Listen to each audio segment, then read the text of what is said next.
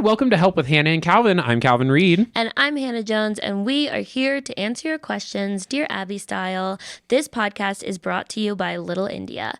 Little India is a beloved, local, family-owned restaurant with 4 locations throughout the Denver area and a coffee shop.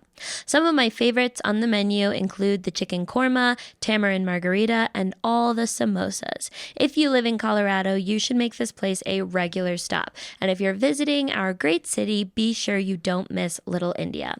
Visit littleindiadenver.com to find a location near you. And thank you, Dude IDK Studios in Denver, where we are recording. And they also have amazing merch. If you're watching, maybe I'm wearing their merch. I don't know. It's really comfy. You should buy some. That's fantastic. I still have to crop mine. I'm still getting around to it. I never say never, but I'm not a cropper. Yeah. No, I don't like it cropped. I think they're hot on people, and I'm like, good for the world, but well, not I got for a me. stomach tattoo too, so it's a mandate now. You got a stomach tattoo? I When? did. Saturday. That's exciting. Let me tell you, when I say the worst pain of my life, Calvin, you know how like the range of like getting tattoos is like it can be from this painful to this painful? Yeah. And like I'd gotten some tattoos that got pretty close to my knee and stuff, and I was like, yeah, I know that like they can get painful.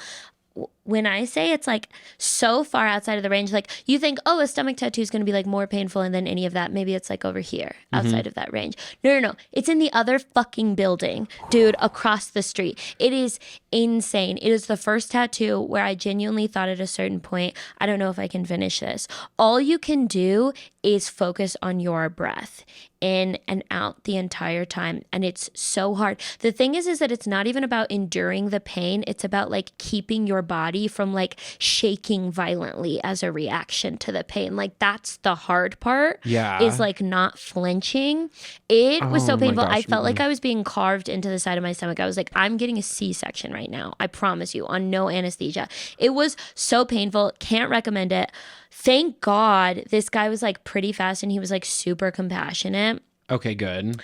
And I did make it through the difficult session with all the line work. So the rest will just be like tiny short strokes to like fill in the illustration, which I know I can make it through. It's going to be painful, but like I was so worried that I wouldn't be able to make it. One of my gym crushes a while ago was just covered in tattoos, and how I talked to him was like, hey, like, you know, you like your tattoos look great. And he was like one of those like covered, like you don't even really see like negative space skin. Yeah. And then he like did something with his shirt and he lifted up and he had like a little tattoo on his stomach and I didn't notice it yes, of course I noticed it. But like to talk to him, I was like, you have great tattoos, like just to try and start some conversation. And then we talked for a second and I asked him which one was most painful. And he said his stomach by far, nothing could top it. And with how covered he was, that had me just like instantly believe like it must be that painful if he didn't even hesitate. Straight up. Whew. Yeah. I was not warned. I wouldn't. What'd you get? And it's good though that I wasn't warned. It's wine with that is thistles. literally stunning, Hannah. I know, isn't it so It's cute? my new favorite tattoo of yours. Yeah. Yeah, it's so that's good. cute. Damn, that made my eyes water. That's a beautiful tattoo. Holy shit. Yeah, I'm so excited about it. I can't wait for like the summertime. I'm gonna dress like a fucking slut all the time. As you should. The second I can wear my short shorts every day to show off my little thigh tats, I do. That people deserve. I give them I wear what they shorts want. throughout the winter, skirts, just to gotta get my money's worth, you know? As you should. 100%. I love that. Yeah. Okay, so our check-in topics. Yes. So concert pre-sales. Yeah. I think they're stupid. I don't like them. Why do they exist? Just put them on sale. Like what's the point?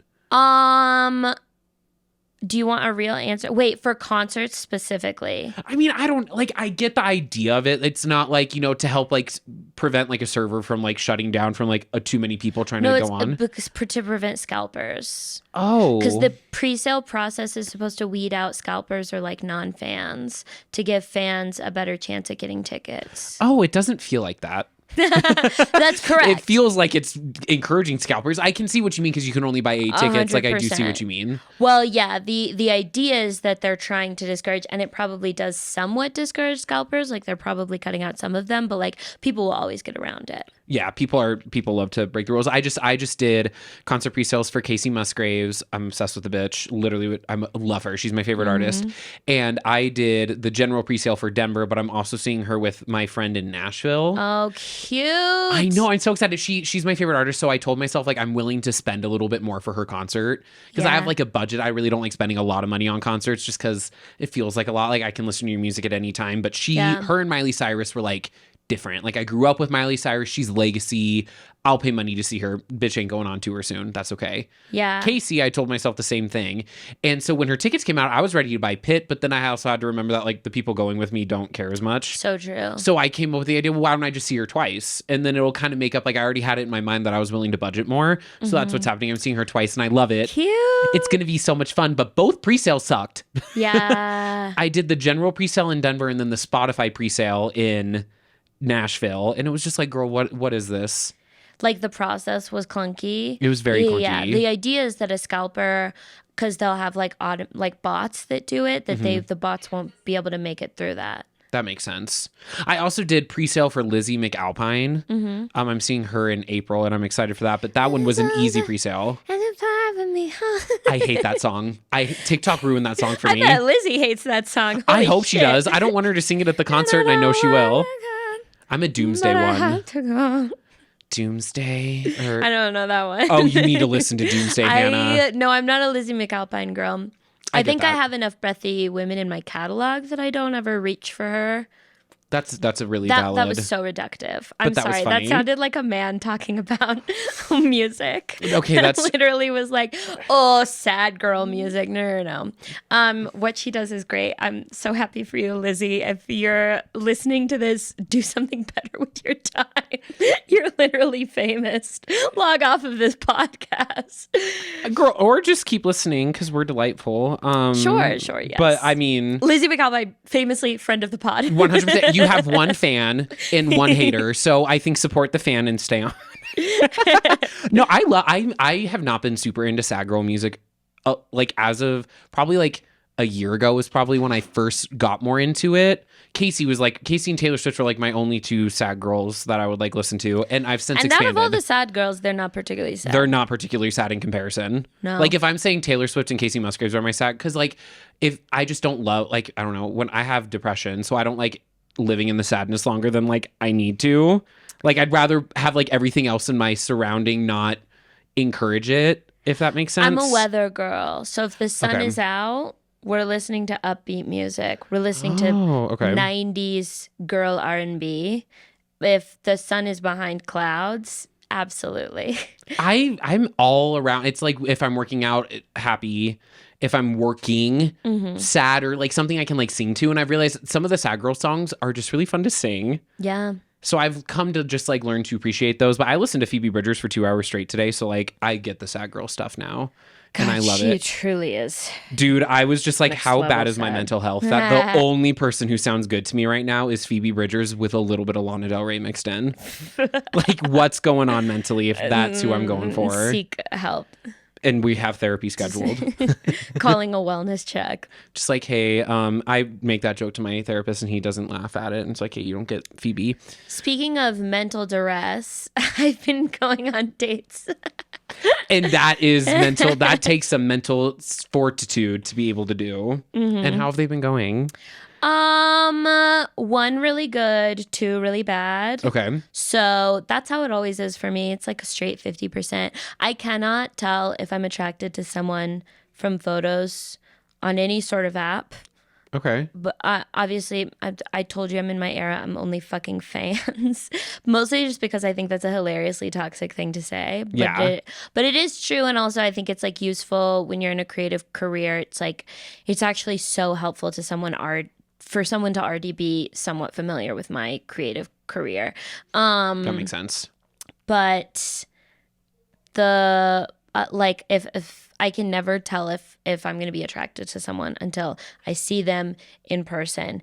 And then like 50% of the time it's like, oh great, this is great. And the other 50% of the time I can see the moment that they walk in from how they like stand. I'm like, oh, gross, you know?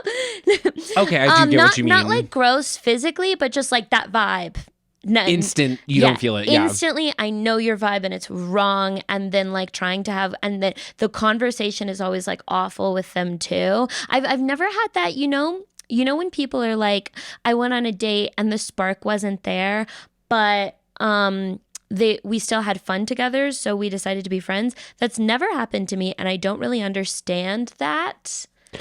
It kind of happened to me. I went on a few dates last week too. I've been a serial dater. I've gone on so many first dates I can't even keep track. Like I'm willing to put in the work. That's why I tell myself I'm willing to put in the work for a relationship. So I'm down to go on way more first dates than it's a numbers game. Yeah, it's a numbers game. And the last one of the dates I went on last week, we talked for like 2 hours. I didn't feel like a huge romantic spark, but I was also like, it's a first date. It's really not that deep. Like we enjoyed our conversation. Let's see how it goes again. And they disagreed. They were like, no romance there. And I was like, oh, okay. And he mentioned being friends. And it's like, no, if I'm going like maybe one day. It's like, I have friends. Right. Like, sorry, if I was looking for friends. I didn't get on the friend app that I was we were on Bumble. I would have switched to Bumble BFF if I wanted friends. Exactly. I'm not on Bumble BFF. So don't. And also, like, I don't want a friend who's like a random single dude I have no mutual friends with. Why on earth would I think that he would be like a good friend to me? We do have mutual friends, but I've gotten that when I don't have mutual friends. This guy and I do happen to have mutual friends, but we're not like close enough that we're ever going to hang out. He knows people in comedy, and the comedy scene is big enough to where it's like, yeah, I know who you're talking about. I like them. When we do shows together, it's cool. We talk, but we're not like gal pals hanging out 24/7. It's just like we happen to know other people. Yeah. But yeah, no. So so your 2 dates were bad. One was good. One was great. Fantastic. Amazing. We'll see each other again. Yay. He lives in New York, so. Okay. But the other two, so terrible. And I was thinking about it because they were really objectively bad conversationalists. And like I'm gonna sound like such a narcissist, but I'm just never the problem on a date. Like I love that. You can be not into me physically, but like if I show up, I'm like fun to be around. I'm like pretty good at asking people questions about themselves. I don't say anything weird or overshare or trauma dump. I keep things light. I keep things fun. I riff around. And if the conversation isn't flowing, I'm gone after exactly 35 minutes. Because I found that if you leave after 30 minutes, you are more likely to offend people. But 35 seems to be that magic number where you're usually like finished with your first drink or your first coffee. And yeah, but it is insane. Like, I don't know. I mean, you learn more about what you think of dating as you get older. You realize is not what you think of dating in general. It's not what you think of men in general. It's what you think of your demo. You're just learning more and more about your demo. And so like my demo has like some of the coolest fucking people ever. So lucky that they're into me. And then also some of the most boring people of all time.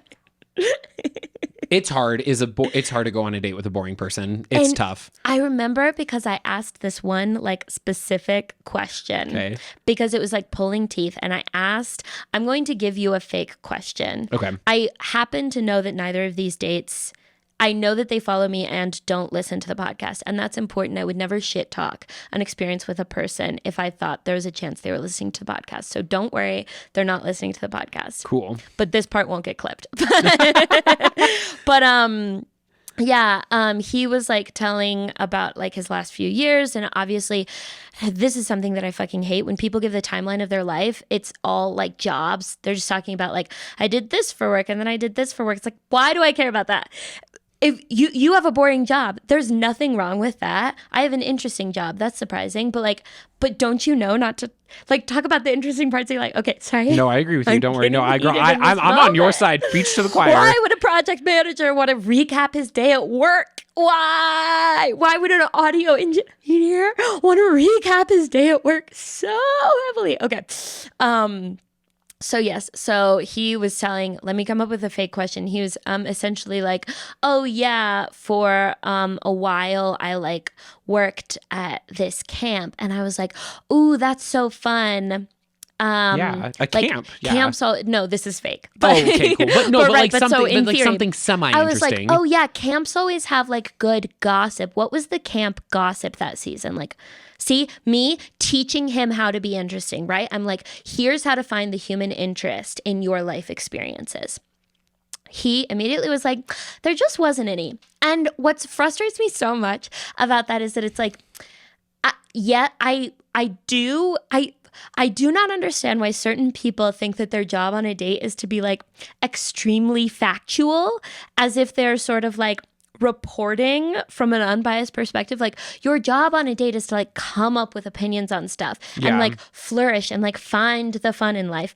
And I mean, it's useful information, because if you did something for 2 years and you can't think of a gossipy or dramatic story that happened in that situation in those 2 years, it's like, okay, word. Well, this is not going any further. We are incompatible. You cannot find the fun in life. I don't know how we would ever have fun together. Yeah.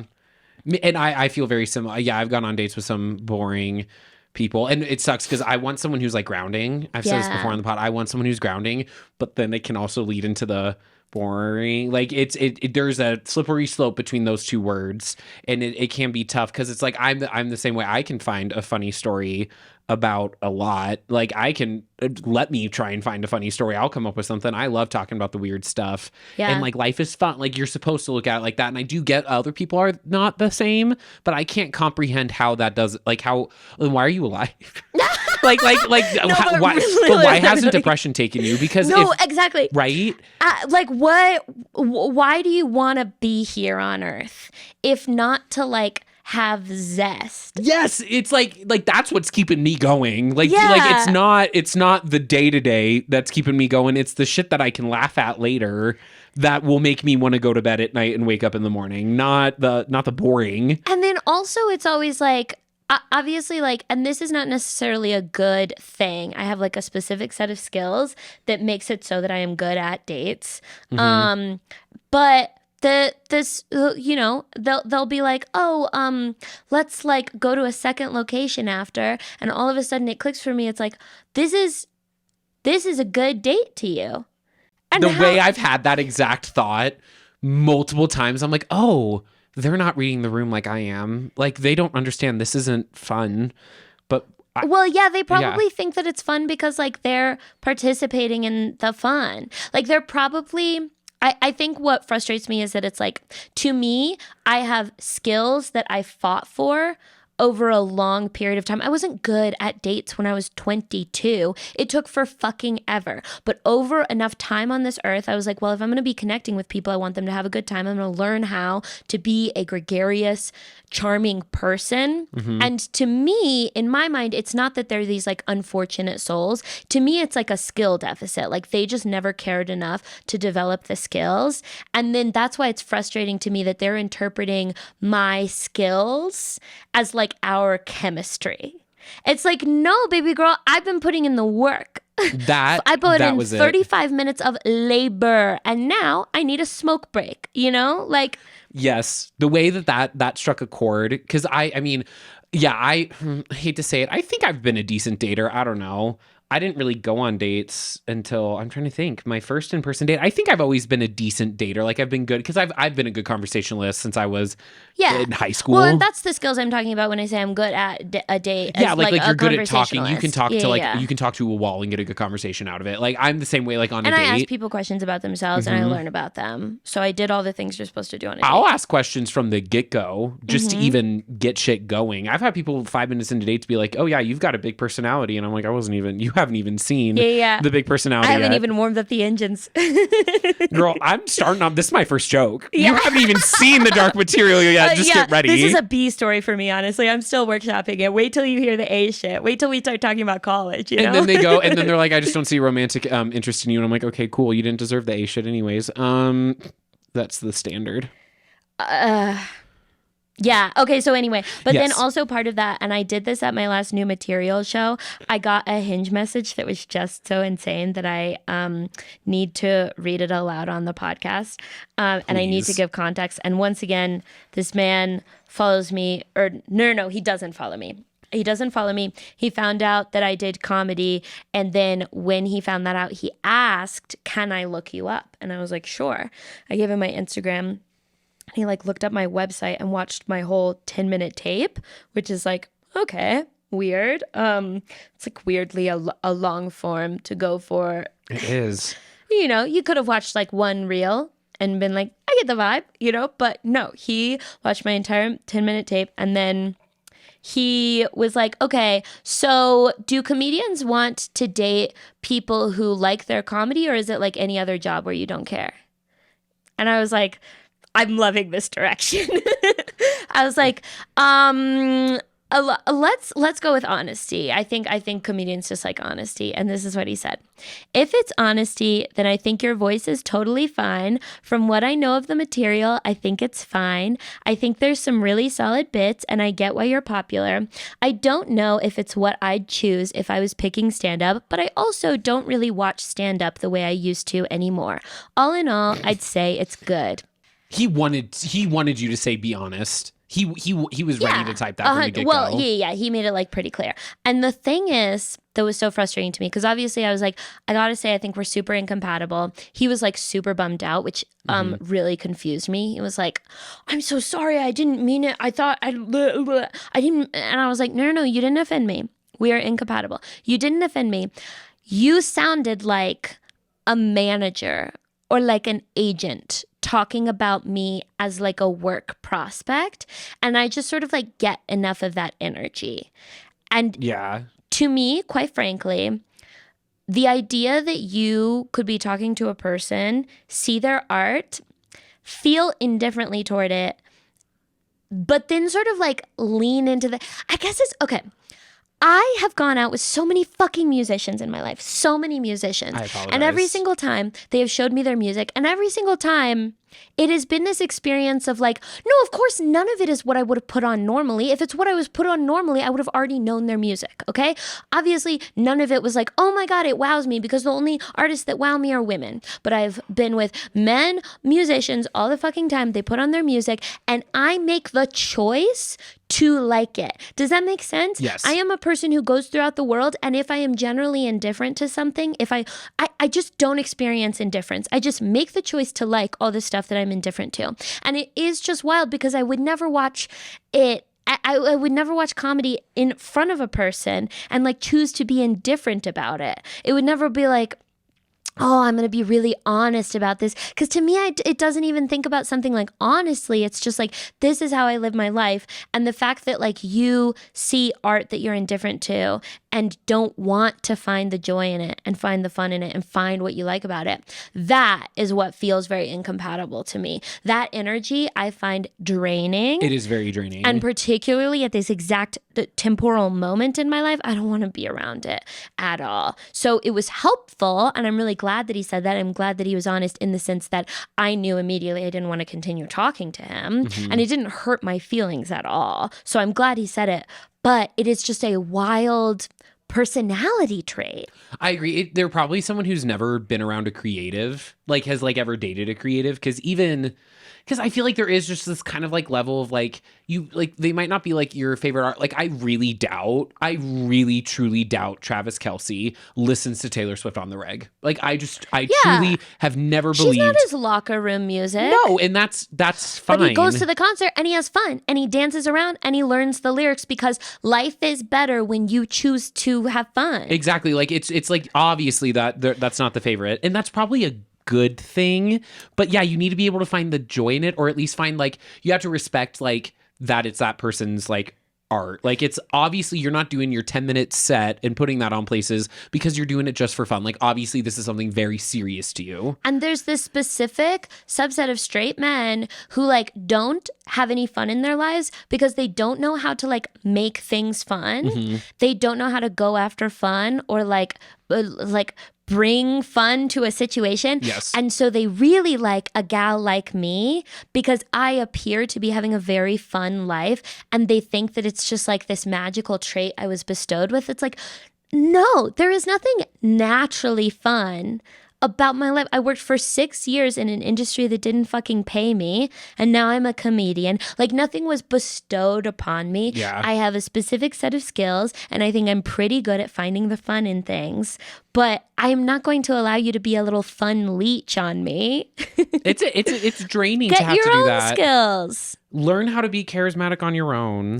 Yeah. Okay, so that just like wildly depressed me. And then That just wildly depressed me, and that's valid. exhausted Bad me. dates will truly just knock you out.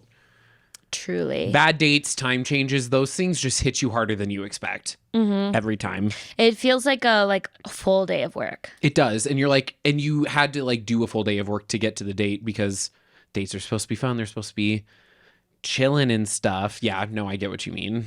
Yeah. I also think it's so funny. I've never been able to look this up because usually what'll happen is that it'll be someone from an app who says like, "Oh, I follow you." Yeah. And I like that. That's a green flag for me. I know it sounds psychotic, but it is. But I always wonder like if we go on a date and it's like very clearly a bad date, do you like unfollow me after? I have not gone on a date. I went on one date with a follower, and I was upfront from the get-go that I was not in a place for a relationship, like blah blah blah blah blah blah blah. Like we can go on a date because you asked me and I am willing to take chances, and you're being really nice, and I want to reward you for like being nice and like, you know, asking me in a polite way and stuff. But yeah, I think he still follows me when I ended things. But I was also like upfront from the get go, and I also, the last thing I ever want to do is hurt someone's feelings. So I was incredibly nice even when I had absolutely no interest. Like I Yeah. was still trying to be nice. So I don't think that's happened to me. I wonder if they would unfollow you. Maybe he thought about unfollowing me. Must suck. Must suck to be them. Wouldn't know. Wouldn't be me, bitch. Okay. So then my other check-in. Oh, your novellas. I love a good novella. That's it. I fucking love. It's a novel, but make it shorter, bitch. My what?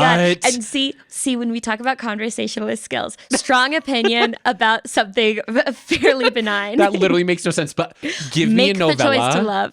Oh, like I Yes. love a novella. It's so summer reading list coded. It's is- like it I am is. crushing through. I am totally going to earn the pizza party. Right? Like, no, literally. And so my goal is to read 5 books this year. And but one of them's going to, probably 4 of them are going to be novellas. And I'm okay with that because guess what? It's a book. I still critically It think is a I do book. everything. And it's a book. It's a gay. It's what's better than novel? Novella. Like, that's so gay. Like, yeah. me as a 14-year-old in the closet, I was just like, "Ugh, Of Mice and Men, such a great novella. Novelina. Like, oh my gosh, a novella? Give I'm me it. thinking of like girlina, novelista. I don't know. Anyway. But like same area, like that's just more fun than saying novel. Yeah. I It's read a cute. novel. No, I read a novella. Like, okay, bitch, tell me about your novella. And it takes up less time, and I get all of the amazingness of reading a book. Have you ever seen that Kat Cohen tweet where she's like, I have a disease where every time I start reading, all I can think is, wow, look at me. I'm reading a book. No, literally me. Or me if I can understand a symbol. That happens if I'm in public. I can't read in public for that reason because it's literally, I don't know what we have done as a culture that the experience of reading in public feels innately performative. But it it's like, does. bitch, get on your phone like a normal person. Like, what are you trying to prove? Like, okay, you want to read? Yeah. And no, I get that. I can't even read in a park these days. I have to read in my bedroom, which haven't is read in a very park. strange. But I read a lot on my phone, and that fixes it for me because it's like, yeah, I'm on my phone like a normal person, but I'm reading. I don't like reading on my phone. I don't know. I haven't read in a park in forever. I didn't read for a really long time. It was the end of 2023 is when I kind of got back into it. And my goal last year was 4 books, and I only had 1 book up until like September. And then I did 5 books from September to December, but they were all novellas. So it counted. My reading is really strange. I'll usually read a book when I'm home for the holidays, Okay. 2 books when I'm with my family for a beach vacation, Okay. 1 romance, 1 nonfiction. Okay. And then I'll read some other book at some point during the year. But it's like all of those, I just binge and then don't read for months at a time, and then binge and then okay. don't read. I'm trying to force myself to go like with a chapter right now. I'm currently rereading the Chronicles of Narnia. That kind of got me back into reading. Super cute. They're chill. They're easy books to read. I mean, they're kids' books. C.S. Lewis like is a good author. I'm on the last book.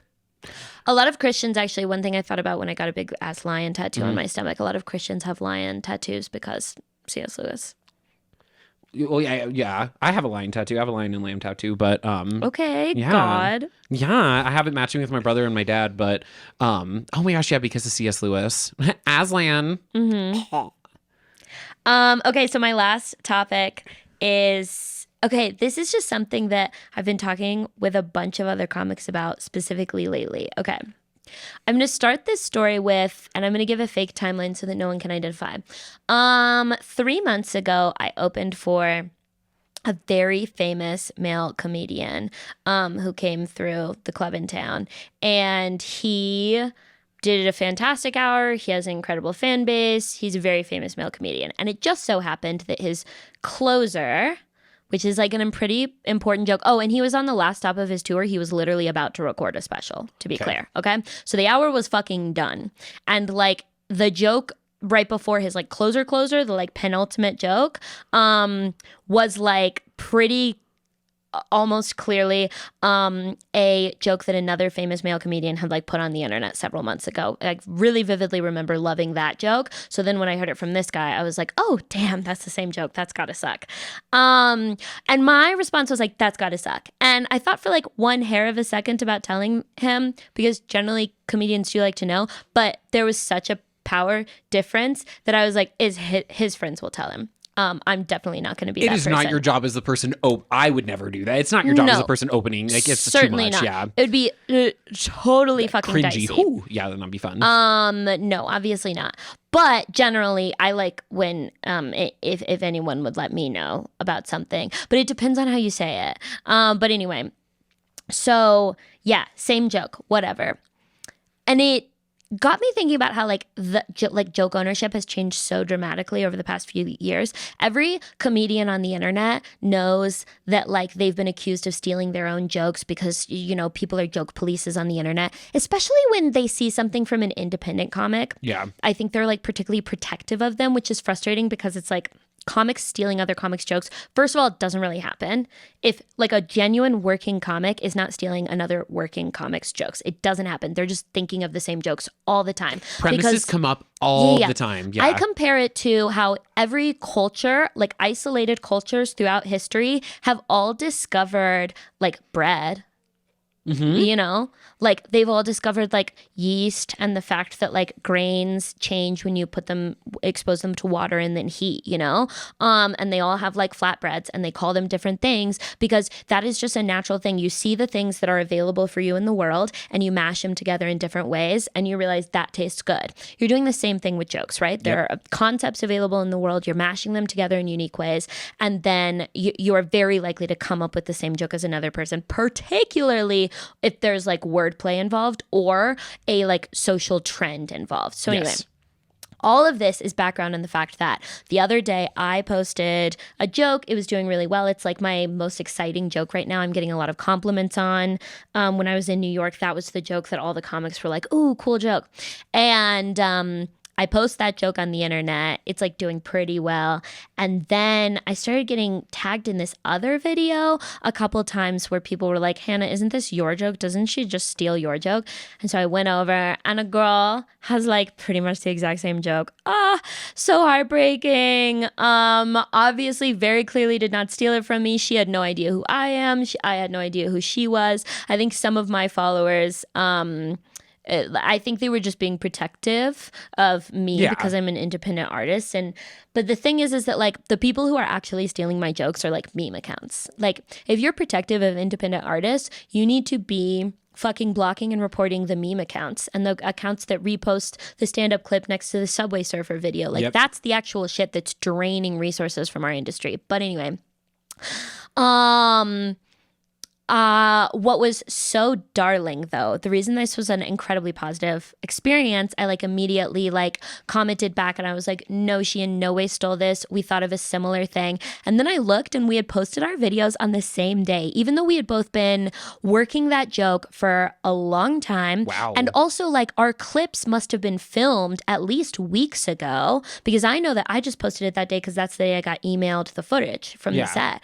And the fact that we just happened to post it on the same same day, I DM'd her and I was like, I love your joke. I hope there's no weirdness on your end. There's certainly no weirdness on my end. I love your take on it. I feel like they're just different enough. And we clearly just both noticed the same societal thing.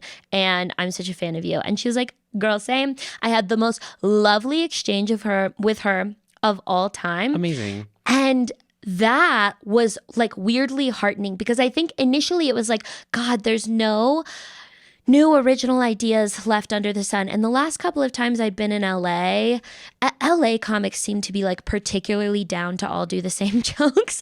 And I got really like kind of frustrated by that. I was just like, what is comedy these days? It's so frustrating and impossible to find your own unique voice. And I've been talking to different comics about this topic over and over again. And it was finally nice to realize that like, because there are no original joke ideas and parallel thought has become more and more common and we're all making our jokes more public than we ever have before. This new generation of comics that are coming up through the internet is like so much more chill about it and has kind of like a new definition of like what makes you unique and like how to treat other comics. Because I remember like 2 years ago, when this girl was convinced that I had straight up stolen a joke from her. Still don't remember ever meeting her. But she sent me this tirade on Instagram because I had a joke that was like doing pretty well that truly I don't think it's similar at all to hers. But what I told her, I was like, this was an internet joke for me. I was never going to put it in stand up. Our jokes don't contain any of the same words or phrases, only the same vague concept. I really don't see, but I tried to be like really kind and I basically like gentle parented her. And she finally broke down and she was like, you know what? You're so right. I was feeling really discouraged in comedy in general. And I think seeing you get reposted by this big account, like really, just triggered me. And I was like, that big account didn't even ask to repost me. They literally stole my content. So if you hate stolen you're right though. Those meme accounts are the real reasons like why that kind of stuff even happens because you see the joke a lot like that. The meme accounts are really the true joke stealers. Truly. And they're the ones who are like repeatedly purposefully profiting off of other people's shit. Whereas if another comic, I don't think another comic has ever stolen my joke. Plenty of them have done my jokes.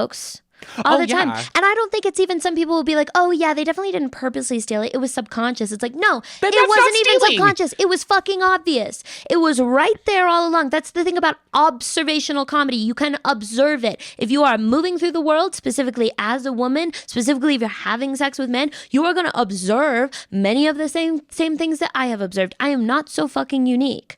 And men are dogs. We've learned how to train dogs. We're gonna figure shit out about men that are gonna be commonalities. That's just a fact. And if it's subconscious, it's not stealing. Like stealing requires like to me, it requires intention of doing that. Yeah. If it's subconscious, like I have a few jokes that like the premise is very similar to quite a few other comics, and it's just like, okay, cool, great, but we all have like different punchlines, therefore it's not the same. Like you also have to understand joke structure before you go on claiming people steal it. Everybody also has a different line of like how different their jokes need to be. Yeah, that's true. And I think that like, I don't know, I have a different line for different things, but in general, if you follow me, if you see a joke that looks like a joke I did, always love it when you send it to me because for the most part, I need to know as I work on that joke to make it further and further from whatever anybody else has, exactly, right? Yeah. And so it's helpful that I know about this girl's joke and the direction she took it in so I can keep working what's different about mine. But please stop like using words like steal or stolen because it is very embarrassing because I think this girl had been working on her joke even longer than I had been working on mine. So if anyone was going to be accused of stealing, it would be me. And that has happened to me in the past. I had the same joke and it was a wordplay joke. Okay. We both thought of it, me and this like famous girl. Oh, and I was on the internet and my joke that was this wordplay had gone super viral on TikTok back in the early days when you could really go fucking viral. And this girl had not been on any social media at the time because she was literally working on a fucking late night show. She gets on and puts one of her late night sets, starts clipping it. And one of the jokes is that 20 people fucking comment, this is Hannah's joke. But I had found out months before this. I no longer even did that joke because I had found out long ago that she had written it first. And Okay. I had to personally reply to each one of these, like, no, we thought of it on our own. She wrote it first. She got it to a late night set. This is her joke, unquestioned. But I was so humiliated. I was like, this bitch is going to think that I am like the biggest joke on the fucking planet. Obviously, this bitch is not aware of me. But Yeah, and I feel like those types of comics understand that, like, sometimes fans are gonna, like the RuPaul's Drag Race fandom, they go crazy for Yeah. what reason? I feel like that's just like fans, when they care about you, sometimes they're gonna go a little bit crazy. I feel like there's kind of a level of like understanding with that with creatives. yeah, if you want to go crazy being a fan of me, buy a ticket. Yeah, no, if you want to be crazy, buy tickets to Put all shows, that energy into buying a ticket. buy merch, like do the whole shablam, repost, Yeah. make jokes go viral, be a good fan. Don't be a performative fan. There was also truly nothing wrong with what they said. It was just like a misunderstanding of how the industry of comedy works. I totally get And that. it is changing with tech. I mean, from when Yeah. I first started comedy to like when I talk to people about like stealing jokes, it just has a very different like effect. That's a good talking point just in general for comedy. But I had a wonderful, to sum it up, wonderful interaction with a new friend in New York because we happened to post a very similar joke on the same day. Amazing. And I was really heartened by that. I was like, oh my God, like actually there is hope in the world that we could use this as like a bonding experience instead of like this weird tense thing. For no reason. It is Yeah. cute that you guys bonded. We love it. Before we get into questions for today, I have shows coming up. Portland, March 21st. Tickets are finally moving, but you guys, we really have to sell tickets to because we got a big room, which means they're charging us more rental fees, which means that we have to sell more tickets to even break even. And please buy tickets. I really hope you guys are just waiting till the last minute. It's okay. It'll be a good show no matter what. Enough people have bought tickets that I'm no longer worried about it being like an awkward show. Oh, okay, good. But I definitely want to sell it out. And there's a chance we could if you guys start fucking buying tickets. Also, Denver, the next new material show. These have been so fun. We're at our new location at Dude IDK Studios and they've been incredible. That's April 3rd. And then I'll be in Seattle April 13th. I also have some more dates coming up in places like North Carolina. So get on my text list. It is at the link in my bio. And I have shows in Denver, March 27th. I'm at Comedy Works, and then April 4th in Denver, I'm at Crazy Mountain Brewery. Fun. This podcast is sponsored by the Patreon, patreon.com/Hannah Jones Cool. Patrons have first priority to get their questions answered, and they also receive a bonus episode every month, and it's only $3. If you want to ask a question to get answered in a future episode, you can find the link to that form in the podcast description or in either of our link trees or on any of our social media platforms. Alrighty, let's get into some questions. Number 1. Hi, Hannah and Calvin. I recently went through a breakup. This guy was an asshole and had a lot of internalized misogyny that he needs to work through. I am still healing from the breakup, but I think getting a cat will help me with processing emotions. I'm scared of getting an animal because I haven't owned one before. I grew up with one dog as a kid, and I don't want to be a responsible owner, and I don't want to use a cat as a rebound for something to take care of. I have thought about getting a cat before my breakup happened since I love my ex's cat and she was really sweet. Are getting rebound pets for breakups weird? Signed, potential cat mom. It's not weird. It's better to rebound with an animal you'll love and cherish for forever than a human being that you might hurt's feelings later on. Well, yeah, I think rebound gets a bad rep, you know? Okay. Like we have a reputation of the relationship that you have after your breakup is like too intense and too fast, and like maybe you're not communicating your needs and your boundaries well. But there's nothing wrong with with like using things. Like we're all using things. Like I use breakfast to fill up my stomach, you know? That doesn't like I use my friends to bring me happiness and joy. If I feel lonely, I schedule a date with friends because I want to see them and also because I know that it'll make my life better. It's a beautiful thing that I can like hold those both things. It's not like every relationship has to be this like weird selfless thing where you're like only care about the other person. It's like you're using all the relationships in your life to meet different needs. And it's okay to have a rebound as long as you communicate with the other person clearly and you're not trying to manipulate them. But this is about a cat specifically. Not a human being, yes. Of course it's okay. It's okay to like look at your life and be like, I think this would add to it, these things. I think that, you know, these qualities, having some being rely on me that I can cuddle with, I think this would bring me happiness. It's okay to get a cat for that purpose. And cats deserve to be rescued. So if you're willing to rescue a cat, give it a nice home. Yeah. Go off. That's what pets are in our society and culture. We use them to feel happy and connected to a thing. If you've ever owned a cat, you know they use the fuck out of you. Yeah, 100%. They say, oh, you're a heating pad. You're a personal heating pad. That's what you are. So literally, cats are just stimming on you all fucking day long. It's crazy. But it's also fair because we took them away from their family and moved them into a fucking studio apartment. I think that if you are scared, you should like write down a list of all the things that you will need to do for the cat, and be sure that you can like make the time in your life to do that all, and that you have a plan for what you would do if you found yourself not doing that all, and really hold yourself accountable to that because yeah, you don't want to be an irresponsible owner, but it doesn't sound like you're going to be one because you're concerned about being a responsible owner. And that's what matters. You care. I don't think it's weird at all. I think it's actually a really great idea if you have identified a need in your life to get a cat to provide some extra love around the house. And cats are better than men, so good for you, girl. Truly, my cat made my life so much fucking better the moment I got her. It's like so fun to go home alone at the end of the night and know that like I get to go snuggle a warm little cat. Oh, is your cat a snuggler? Yeah, she's to a fault, actually. It's quite a problem. Interesting. She wants to snuggle like literally all day, every day. Like while I'm on a Zoom call for work, she's like crawling up my chest. Yeah, my roommate's cat is extraordinarily needy because she has her mom and I'm her uncle. Her mom and her uncle both work from home. So she's like around us all day and she can bother us kind of whenever she wants. And she takes advantage of that truly and fully to her full extent. Her. I love it. Next question. Hi, Hannah and Calvin. I have this one guy friend who I have a huge crush on. I sometimes think we flirt whenever we hang out in a group setting, but I try to tell myself he just has a flirty personality, to not let myself get too attached to the idea of seeing him, not to disappoint myself.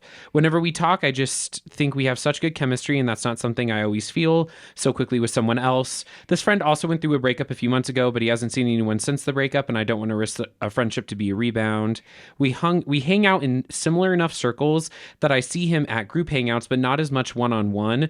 We have been friends for about a year now. Should I take the risk or wait things out? Signed, hungry but not thirsty. Yeah, this is a tough. We've all been there. Because some guys do just like truly love to flirt and like see who's receptive of the attention. Some guys are just like really obsessed with like knowing who would date them at all times. And like, to be fair, most girls like knowing that information too, but we can just accomplish that with like an Instagram story. Yeah. We don't really have to like flirt with everyone in public to make that clear. So yeah, there's a huge chance that he's just flirting with you for sport, that he really likes that you have a crush on him and wants to feed that crush. That's really fucking common, unfortunately. I would say you have to decide what type of person you are, whether you are comfortable with pursuing people or whether you want to be exclusively pursued. Because me personally, I want to be exclusively pursued, which means that even if I feel like there's chemistry with someone and I'm like, oh my God, like I feel like he likes me, but he's just shy. It's like, well, then that means we're incompatible because I have to be with someone who wants to pursue me. So Interesting. I would love to be pursued, but I don't feel like I'm not one to get pursued. I gotta pursue is what I've realized. Well, I think that you also don't realize that as you get older and as you get more into your career and yourself, you will get pursued more. Yeah. Because I also like didn't when I was your age. Okay. But it's something that you can build through like building your life, and it's like a fun, cool life. Interesting. Okay. Because I've been pursued a couple of times, but I find it to be shocking. I'm like, ugh, because I'm such an outgoing like. So you do person. like pursuing. It's okay. I don't like rejection, but like I'm perfectly fine like asking someone on a Yeah. date. Like it's things like I just don't like the rejection. It's very much like I want everybody to love me for like and just think I'm so hot and pursue me, but then in actuality, I do kind of like no, like, and I do kind of like the idea of like, oh, like, do you want to go out on a date? Like, I have my full agency to do that, but it's Let a me mix. clarify why I will not pursue. Okay. And it has to do with when I would pursue people, I would find myself in relationships with someone who I think was like perfectly fine being with me. And I would just like find myself in repeated dynamics with like a person who was fine. That makes And I was sense. like, the only way for me to like stop picking this accidentally is to just like wait for someone who likes me enough to want to really make the move. So I've decided that like that's my threshold for how much you have to like me to That be makes in my sense. life is that you have to like me enough to do the work for it.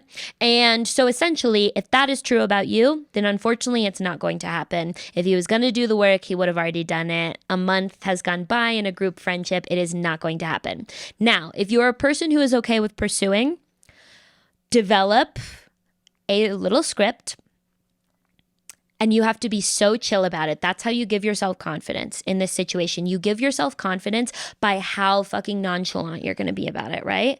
And just like, hey, enjoyed hanging out with you in the group tonight. Random question, totally fine either way. I felt like maybe there was even a vibe. Would you ever want to like hang out just the two of us, get dinner or something? Just the two of us, get dinner. Maybe there was a vibe. You're making it extremely clear that you're talking about dating. No one's going to misread this as like a let's be better friends, you know? Yeah. I thought maybe there was a vibe. Would you ever want to hang out just the two of us and grab dinner? Again, no worries if not. Let me know. You'll make it so chill. The thing about asking people out, you just have to make it really easy and chill for them to say no, not really. Because then he can be like, oh no, I wasn't really feeling that. As opposed to like, I think you're so hot and would really love to get to know you better. That's a lot harder to say no to. Yeah. Because it's flattering and it puts them on a pedestal and it's a lot more likely that they might lie. A lot of people do this when they're asked out in a way like that kind of puts a lot of pressure on them. They're like, oh, I would love to go out with you. I just am kind of like not looking for a relationship right now. And that's how you get into confusing things where you think people want to date you, but they don't. The way to say it, truly, I thought maybe there was a vibe. Yeah. That is so funny. I mentioned earlier that I've had one fan ask me out. He asked me out in the way that it was like, I would love to just like, Such a and it problem. made it so hard because I really didn't want to say yes. But I'm also unfortunately a people pleaser. We're working on it. So like, but like that made it really hard to say no. That was like kind of mind blowing. And see, I find it easy to say no. I'm really good with no's and I really don't be a part of things that I don't want to be a part of. Good And for I you. leave when things are wrong. So I love being asked out like that. That's my preferred way to be asked out. Good for you. I mean, in my head, like I would love for someone just to be like, you were literally the most attractive man I've ever seen. Can I please take you on a date? In reality though, if someone did that to me at a bar, I would be like, what the actual fuck is wrong with you? 100%. Like, why are you talking to me like that? Ask to buy a drink like a normal person. When it comes to strangers, I'm totally comfortable pursuing, but with friends, I don't want to pursue because the last thing I ever want to do is make something like uncomfortable with friends. Totally. And so it's like, girl, I don't want to make that uncomfortable, but I also have not been attracted to friends. Like I've never really been attracted to a friend in the way that hungry but not thirsty has been. Like I've maybe thought friends are cute, but I don't really find friends to be. Once you're my friend, you're kind of dead in my eyes in terms of a Oh, I romantic super partner. have. I've had a super big problem with that, especially because like we are really naturally drawn to crushes are very interesting because they don't often represent real desire. They represent insecurities in a very interesting way. So a crush is almost a person you've identified as being incompatible with you for a reason that you don't like about yourself. Whoa. Like Okay. like if I like know the type of women that a guy dates, I'll like develop a crush on him, not because I even like him that much. Like sometimes I'll like really think into it and I'll be like, a date with him would be bad. I wouldn't enjoy it. If I met him on a dating app, it would be bad and I wouldn't find him attractive. But I think that his lack of attraction to me says something bigger about me. And that's what my brain is fixated on, is the idea that if he changed his mind, if I was wrong and he was attracted to me, that would change the entire story of who I am. Wow. That is a unique way to look at it. It's probably, I don't think that's how I look at, that's a very unique, that actually makes a lot of sense with crushes. And if you have a huge crush on this guy, I wonder if it's not more related to that, especially because it's been for a while and nothing has progressed. Yeah, but if you are okay with the risk and you're fully okay with the possibility that the answer is no, there's your script. What I said, I think, is a generally cool. I liked what you said too. Chill thing. It just makes it really easy for them to say no and for you to still be friends. Oh, and have a backup conversation topic. And if he's like, oh no, I didn't really feel a vibe, immediately have something and be like, that's so chill. Anyway, what did you think of that movie that we all saw or something, you know? But just like immediately smooth it over with another conversation. Yeah, make a quick subject change after the rejection is always smart. Especially because if he's like just flirty and like really charismatic and like you're drawn to that, then odds are he's probably not gonna like, he'll be down to like talk about something else to like make it less awkward for everybody. So it's like kind of worth it. And then if things do get awkward, congratulations, he's a friend in a group that you don't ever hang out with one-on-one, so it's not even that big of a loss.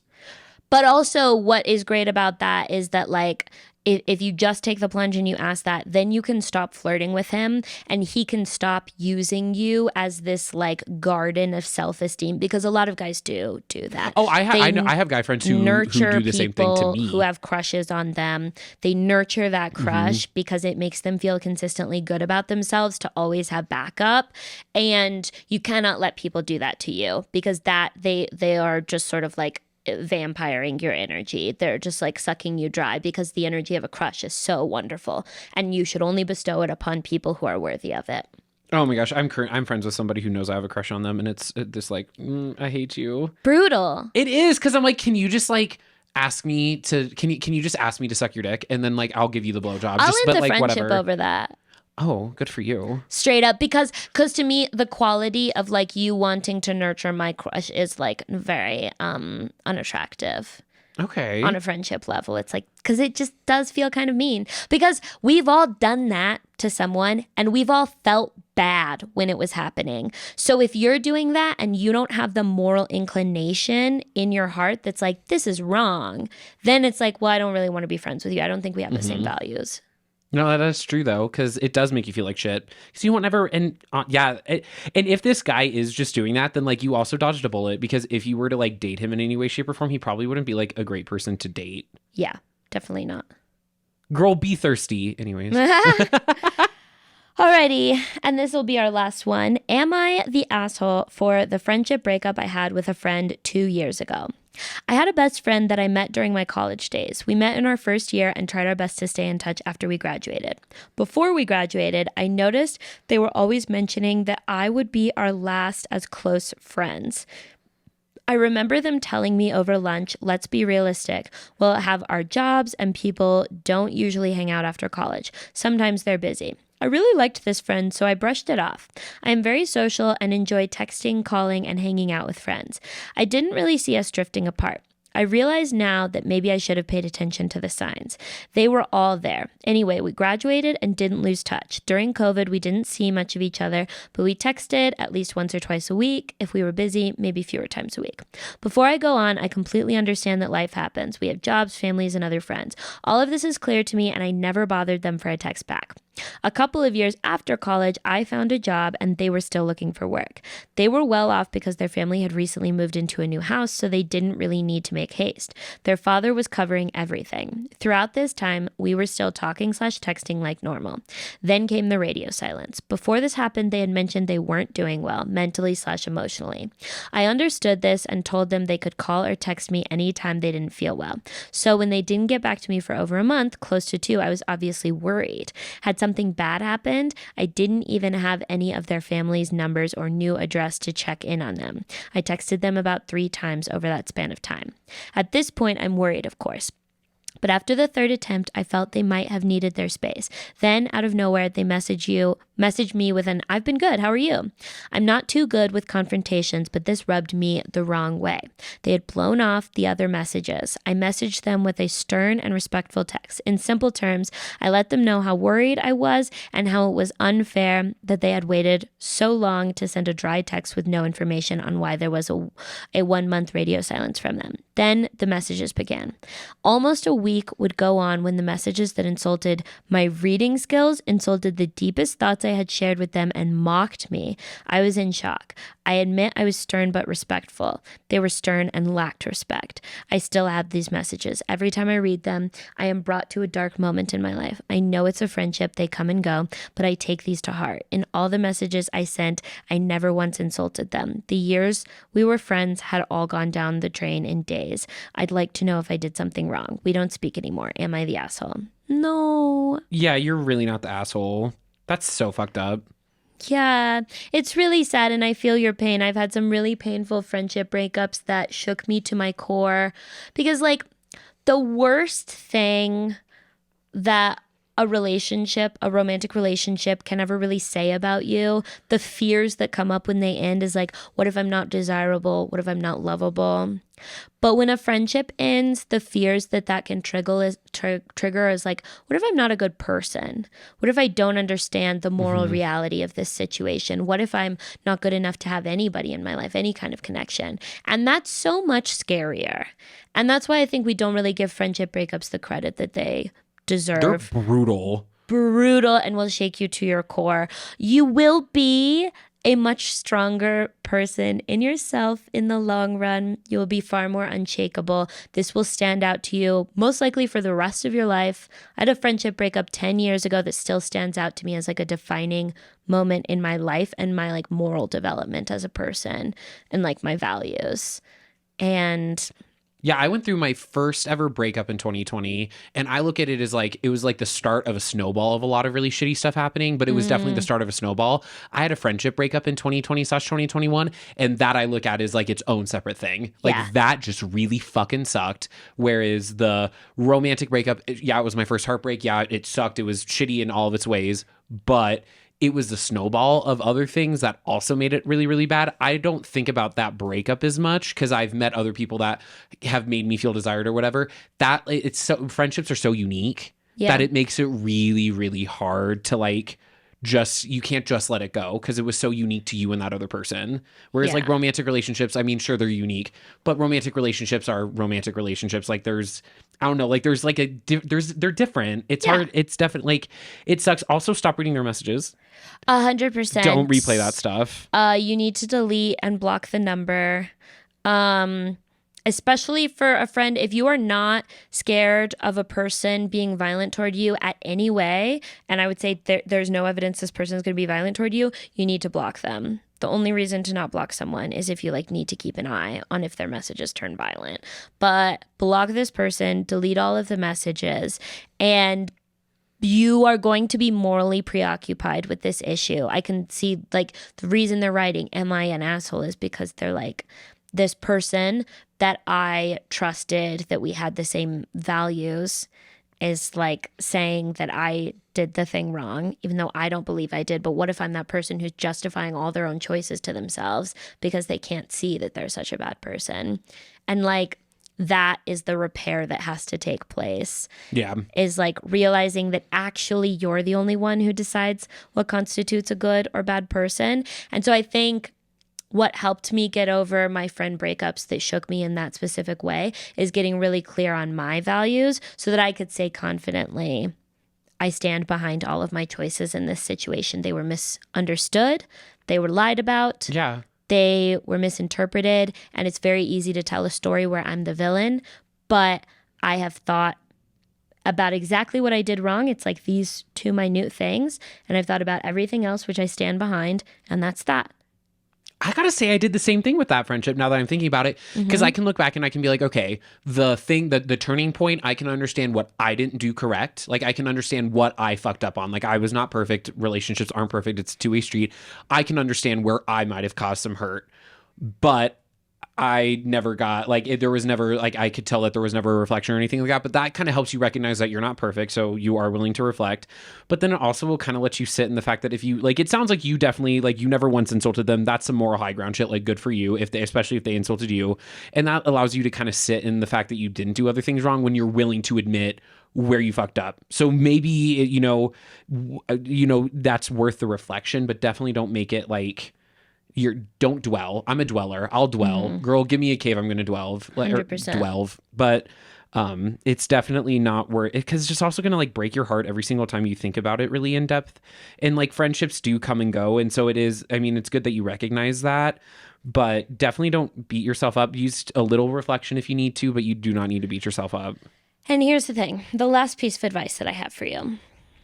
Never fucking ever befriend a person whose parents, who directly after college relies on their wealthy parents. I am not saying it's bad to move in with your parents. I'm saying when you have a wealthy family and you specifically do not need a job for that reason, do not make friends with those people. Those people, and it's its own thing, but like being raised in a lot of wealth and having no structure and no tie to the real world through labor is so bad for your brain. And those people are straight up crazy. They're brain rot for sure. Yeah. And delusional. I mean, you also don't want to talk to someone that you cannot relate to on any way, shape, or form. And that makes it hard. Think of that as like a real red flag. Like all of the people that I know who have wealthy parents, it's different. It's a different story. And they're extremely like, they're extremely ready to acknowledge their privilege in the world. Same, and they have like class consciousness, which you can feel. But I do approach people with wealthy parents with a healthy amount of skepticism. And I think that's a very valid way to do it. And you should do that for the rest of your life. And this is probably, unfortunately, you learned that the hard way, but that is such a quintessential college experience. It really is. In college, you will meet the richest people that you will meet for the rest of your life, basically, and they are broken. Yes, they are. It's not your job to be friends with them. No, it is not. Let them be friends with themselves and ruin their own damn lives. Truly. Thank you so much for tuning in today. Be sure to subscribe to our Patreon, patreon.com/HannahJonesCool. That is our shared Patreon, even though it's my name, just because I can't change the URL. Yeah, join the Patreon, and thank you all so much. We'll see you next time. Goodbye.